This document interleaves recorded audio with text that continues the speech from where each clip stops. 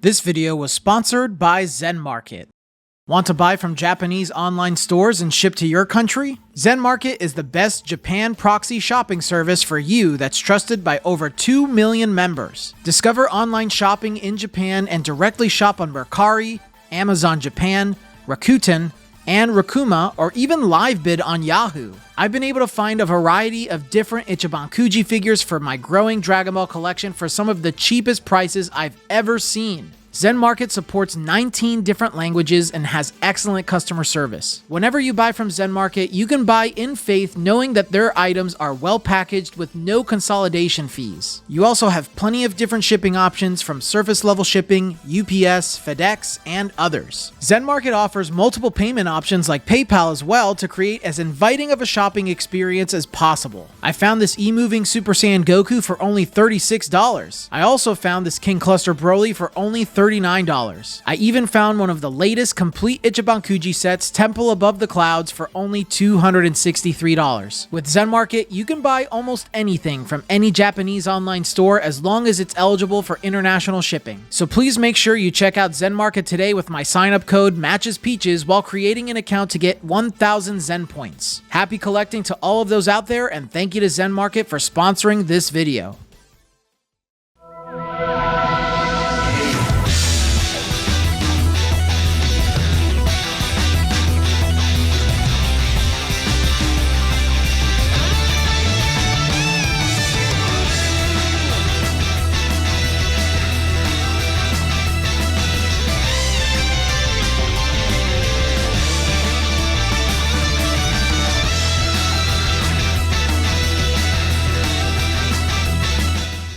What's up guys, Matt back again, and this is the Ichiban Kuji Dragon Ball Super History of Rivals, and in today's video, we're going to be unboxing and reviewing the entire set. Before we dive into the video, please remember to subscribe and hit the bell, like the video, comment your thoughts down below for us to discuss, follow me on my socials, and consider becoming a YouTube member to enter into our monthly giveaways and Discord server so our community can help you on your Dragon Ball figure collecting journey.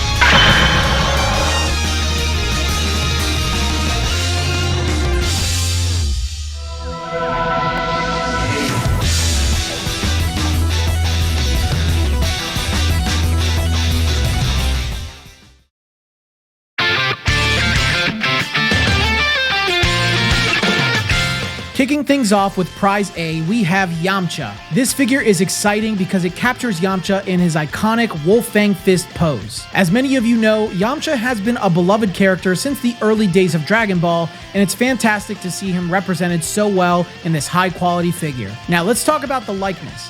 Bandai has done an incredible job capturing Yamcha's essence. His expression perfectly reflects his cocky, yet somewhat goofy demeanor, just as depicted in the manga. The attention to detail on his clothes, hair, and facial scars really brings out his character, making this figure a standout piece. Moving on to the sculpting, the level of detail is impressive. The textures on his clothes and the dynamic motion captured in his Wolfang fist pose are beautifully rendered. You can see the effort put into capturing every element of his design, from the flow of his hair to the intricacies of his scar. The way the light hits the figure highlights those details, making it a visually stunning piece. Next, let's discuss the paint and shading. This is where the figure truly shines. Yamcha's bright orange attire contrasts beautifully with the subtle shading on his clothes and skin. The shading is expertly done, providing depth and dimension that enhances the overall aesthetic. It's clear that a lot of thought went into the color choices, and it pays off in making the figure pop on the shelf. In terms of size, Yamcha scales perfectly with other figures in the collection. While newer Master Release figures are getting a bit larger, this one maintains a perfect balance, fitting seamlessly with the rest of the line. This makes him a great choice for those looking to showcase their collection, as he commands attention without overshadowing other figures. I think this figure is fantastic. I have to admit that he's my favorite Yamcha figure currently on the market. However, I'm excited for the new release in February 2025's Ichiban Kuji, which might just take that top spot. Yamcha is a fantastic addition to the Ichiban Kuji line. He offers a lot for collectors, from the detailed sculpt and impressive likeness to the vibrant paint job. If you're a Yamcha fan or just a collector looking to add something special to your lineup, this figure is definitely worth considering.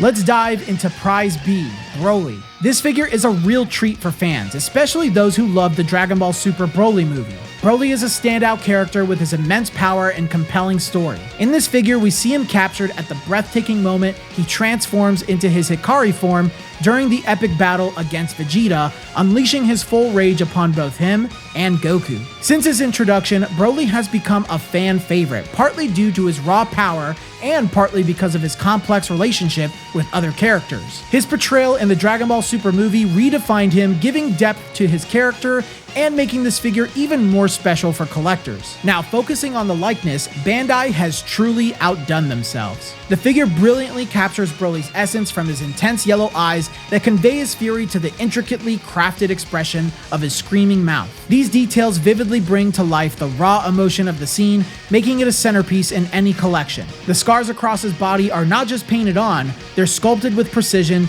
adding to the authenticity and depth of his character portrayal. Moving on to the sculpting, the craftsmanship is nothing short of spectacular. The intricacies in his Saiyan armor are meticulously executed, capturing the layered textures and the rugged feel of battle-worn gear. The texturing of Ba's ear around his waist is particularly noteworthy.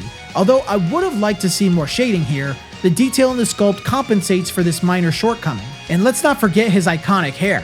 It's big, bold, and beautifully captures the dynamic energy of the transformation. Next, let's delve into the paint and shading. Broly's vibrant colors are brought to life with a matte style painting, which works exceptionally well in highlighting his musculature and the dynamic flow of his pose. His armor features a subtle, smooth glossiness, adding a nice contrast that makes the figure pop without being overpowering. The shading on his skin and pants is expertly done, adding depth and dimension that enhance this figure's overall aesthetic. In terms of size and scaling, Broly is designed to be imposing, yet perfectly scaled alongside other characters like Goku. He maintains a presence that is both commanding and balanced. This makes him a versatile addition to any collection, allowing him to stand out while fitting seamlessly with other figures. To summarize my thoughts, this Broly figure is a fantastic representation of one of the most iconic scenes in Dragon Ball Super. The attention to detail in the sculpt and the vibrant paint job makes it a must-have for any Dragon Ball fan. While there are a few minor details that could have been improved,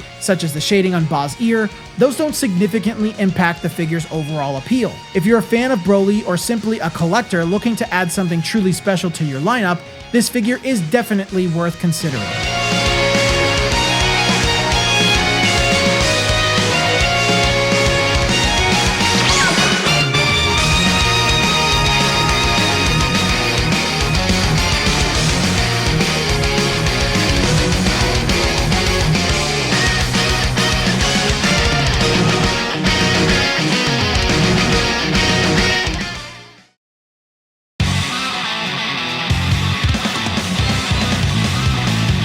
Moving on, we have Prize C, Son Goku. This figure is a bit of an oddball in the collecting community, often confused with the Goku figures from the Ichiban Kuji, Dragon Ball Super, Koko ni Kiwimanari. It's easy to see why this happens, but there are some notable differences that make this figure stand out. Firstly, let's discuss the theme of this set.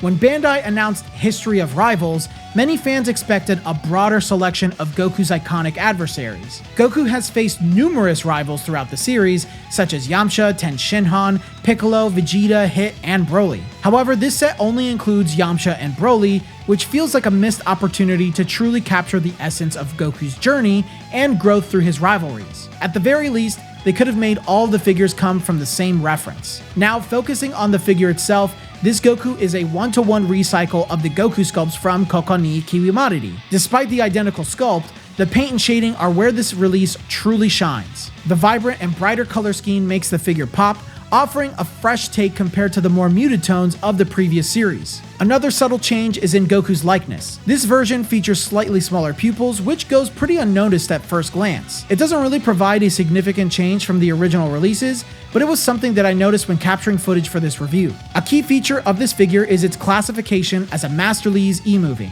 The Masterlies E-Moving line is known for incorporating dynamic elements and interchangeable parts, enhancing the figure's realism and presence. In this case, they gave Goku his base form and blue form heads in order to display him to your preference. In terms of collectability, this Goku is the best option compared to the older, harder to find Koko ni Kiwimanari figures. Although none of the figures are particularly groundbreaking, they each have their own charm. My recommendation would be to acquire the Super Saiyan form from the older Kuji series, as it offers a slightly unique variation. Additionally, picking up one or two of this release allows collectors to display different heads, adding versatility to their display. Overall, while this Goku figure might not revolutionize your collection, it offers a vibrant and dynamic update to a beloved character. Its bright colors and unique details make it a worthwhile addition for any Dragon Ball fan. The Masterlies E-Moving feature adds an extra layer of appeal, capturing Goku's energy and spirit.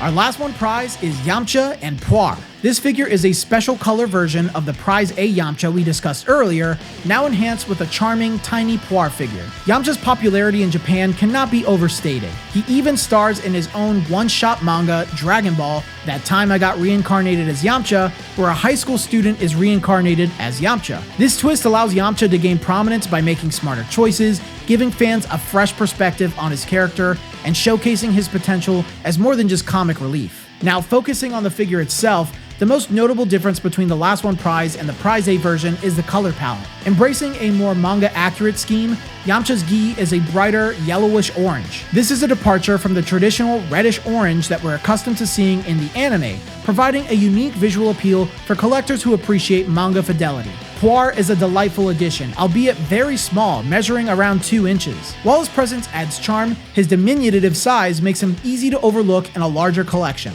This could be a concern for collectors who prefer more prominent companion figures. Additionally, with a new, larger Puar figure set to release in February, this tiny version might soon become less desirable. Despite his size, Puar's detailing is impressive.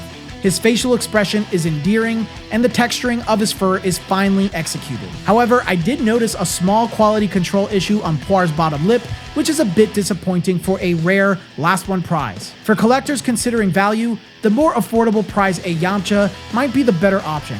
Given that we're expecting a new Puar release, investing in this last one prize might not be necessary unless you're a dedicated Yamcha fan. To summarize my thoughts, the last one prize Yamcha and Puar figure set offers a unique appeal with its manga-accurate colors and charming Puar edition. However, the small size of Puar and the quality control issues might deter some collectors. For those who appreciate Yamcha's character, especially in his manga portrayal, this set can be a delightful addition. Yet, for others, the prize of Yamcha could provide better value, especially with a new, larger Puar figure on the horizon.